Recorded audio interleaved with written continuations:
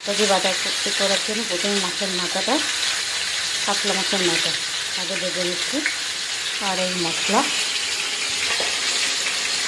বাঁধাকপি, মাছের মাথা হয়ে গেছে। এবার দিয়ে দেবো পাঁচফোড়ন, শুকনো লঙ্কা, তেজপাতা,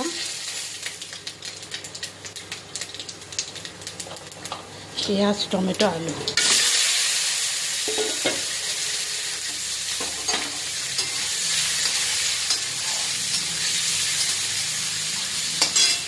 এবার দিয়ে দেবো বাঁধাকপি,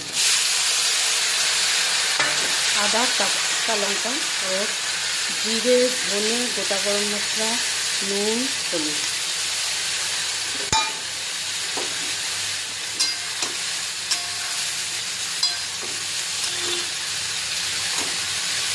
দিয়ে জল দিয়ে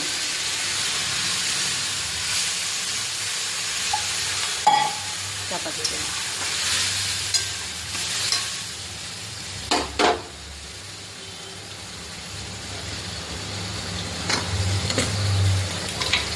মাছের মাথাটা দিলাম, দিয়ে চাপা দিলাম।